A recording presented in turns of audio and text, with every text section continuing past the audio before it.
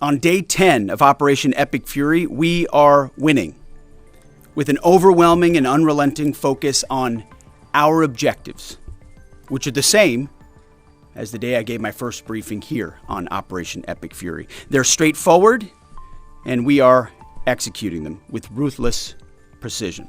Today will be, yet again, our most intense day of strikes inside Iran. The most fighters, the most bombers, the most strikes. Intelligence more refined and better than ever. The last 24 hours have seen Iran fire the lowest number of missiles they've been capable of firing yet. This fight, Operation Epic Fury, it hits home. Our generation understands this fight. For 47 years, these barbaric savages in the Iranian regime have murdered our brothers in arms. My guys, your guys, our guys. That race to a nuclear bomb, President Trump will never allow it. Not now, not ever, not on our watch. You know, as someone who led troops, led soldiers in the streets of Baghdad and Samarra, Iraq, and who trained counterinsurgents in Kabul, Afghanistan, and who still carries the weight of brothers lost to Iranian terrorist proxies, many backed by the same Iranian regime we're confronting now. This fight, Operation Epic Fury, it hits home. Our generation understands this fight. For 47 years, these barbaric savages in the Iranian regime have murdered our brothers in arms, my guys, your guys, our guys. Through their terrorist proxies and cowardly attacks, now they race toward a nuclear bomb to hold the world hostage. The Iranians have targeted and killed thousands of my American brothers. That race to a nuclear bomb, President Trump will never allow it. Not now, not ever, not on our watch. The mullahs are desperate and scrambling. Like the terrorist cowards they are, they fire missiles from schools and hospitals, deliberately targeting innocents, because they know their military is being systematically degraded and annihilated. Iran's neighbors, and in some cases, former allies in the Gulf, they've abandoned them. And their proxies, Hezbollah, the Houthis, and Hamas, either broken, ineffective, or on the sidelines. Iran stands alone, and they are badly losing. On day 10 of Operation Epic Fury, we are winning with an overwhelming and unrelenting focus on our objectives, which are the same as the day I gave my first briefing here on Operation Epic Fury. They're straightforward, and we are executing them with ruthless precision. One, destroy their missile stockpiles, their missile launchers, and their defense industrial base. Missiles and their ability to make them. Two, destroy their navy. And three, permanently deny Iran nuclear weapons forever. It's a laser-focused, maximum authority mission delivered with overwhelming and unrelenting precision. No hesitation, no half measures.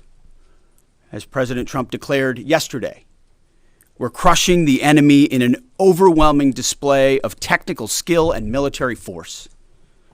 We will not relent until the enemy is totally and decisively defeated.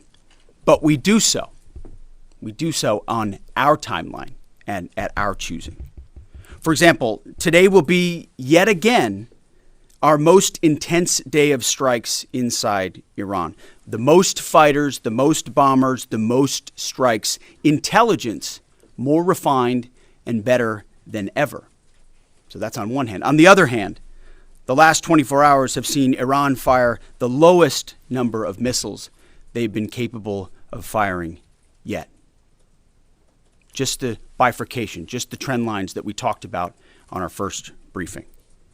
You see, this is not 2003. This is not endless nation building under those types of quagmires we saw under Bush or Obama. It's not even close. Our generation of soldier will not let that happen again, and nor will this president, who very clearly ran against those kinds of never-ending, nebulously scoped missions. Those days are dead. Instead, we're winning decisively with brutal efficiency, total air dominance, and an unbreakable will to accomplish the president's objectives on our timeline. We stay locked on the target because here at the Department of War, that's our job. Now, the chairman and I, having just returned from Dover last night, our troops and their families and the enormous sacrifice that they make is certainly heavy on my mind. So I'll close with scripture, drawing strength from Psalm 144. Blessed be the Lord, my rock, who trains my hands for war and my fingers for battle. He is my loving God and my fortress, my stronghold and my deliverer, my shield, in whom I take refuge. May the Lord grant unyielding strength and refuge to our warriors, unbreakable protection to them and our homeland, and total victory over those who seek to harm them. And amen. God bless our troops and this mission. Mr. Secretary, you talked at the conference in Florida on Thursday that there was a 90% missile capabilities degradation and 83% drone degradation, and I know the chairman just repeated those numbers. We've seen the most amount of fighting these past 5 days. Is there any update to those percentages? And also, are you able to give any quantification of degradation to the enemy's nuclear capabilities yet? What those numbers represent is a persistent low ability to respond, which is what we're looking for, right? It's if the enemy can simply wait and then project power, that's problematic. And we've seen some spurts here or there, but ultimately the trend lines, if you look at the charts that we look at every day, have gone like this down to a flat. It doesn't mean they won't be able to project. It doesn't mean our air defenders still don't have to defend. They do, but that is strong evidence of degradation, along with the battle damage assessment that the Joint Staff does, which takes time. You've got to look at imagery and recognize whether something's been simply degraded or it's been destroyed, or whether an underground facility has been collapsed or completely obliterated. So there's differences in how you evaluate that, but the numbers staying that low is a demonstration of the efficacy for sure. Yeah, Ryan. Thanks, Mr. Secretary. There's been reports that the new leader of Iran has been wounded. Do you know if this is true and what his condition is? And then another one, President Trump said he had a really good call with President Putin yesterday. Will Russia be aiding us in this conflict, and can you share anything on that? Well, the president, as I've said before, maintains strong relationships with world leaders, which creates opportunities and options for us in very dynamic ways. So the president said it was a good call. I was not on it, but those that were said it was a strong call, reaffirming hopefully the opportunity for some peace in Russia, Ukraine, and also a recognition that as it pertains to this conflict, they should not be involved. The first question was on the new leader of Iran. There's reports that he's been wounded. Oh, the new leader of Iran. He would be wise to heed the words of our president, which is to not pursue nuclear weapons and come out and state as such. As far as his status, that's not something I can comment on right now. Yeah, right here. Correct. Mr. Secretary, Eric Schmidt with the New York Times. A question for you first. Last week you talked about this being the beginnings of an air campaign that could last 3 to 8 weeks. Can you give us your assessment on where we are now? And Mr. Chairman, in any conflict, the enemy or the adversary adapts to the tactics it faces. Can you talk about the most challenging adaptation the Iranian military has made to the U.S. military? What challenges are you facing most right now? Thank you. I appreciate the question. Where we are is in a very strong place, giving the President of the United States maximum options. And from the beginning, from this podium, we haven't stated how long it will take. Our will is endless.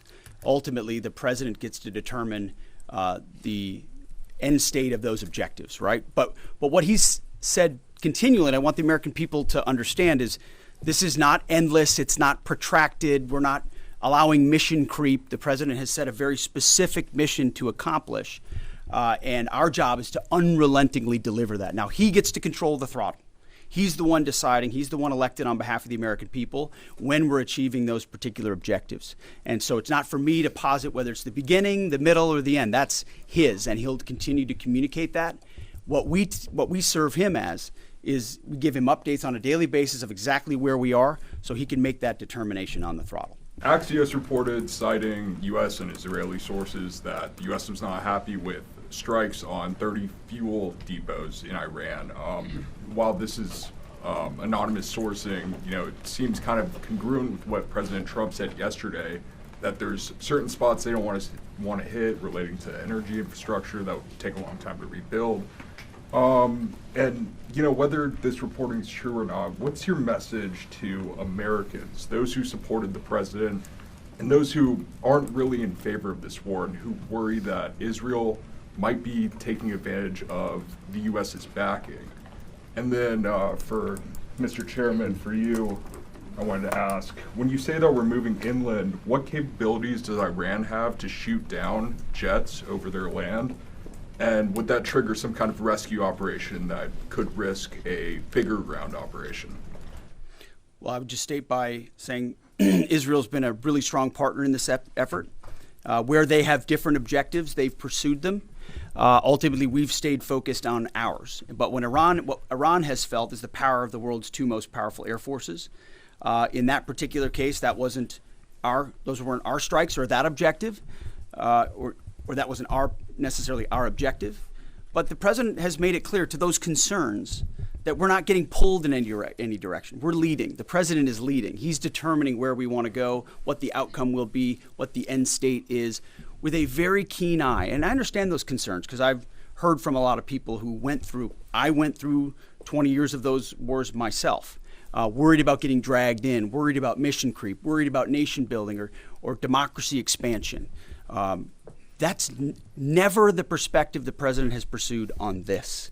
Just because previous presidents and previous secretaries have decided to just pour more resources and more people in toward some unguided end state doesn't mean that's the way the world needs to look today. In fact, the American people voted for a different approach. But what the president also stated from the beginning was Iran can't have a nuclear weapon. And it's one thing to say it. It's easy to say. Anybody can say that. I mean, Barack Obama said that. But to do something about it takes courage and resolve. But in that courage and in that resolve, you can also be very scoped in what you're trying to execute to ensure that the sacrifice of Americans, American treasure, American lives, all of those properly meet the objective that you're trying to accomplish. And certainly, as someone I talked out front about what the Iranians have done to our generation, yes, we're clear-eyed about it.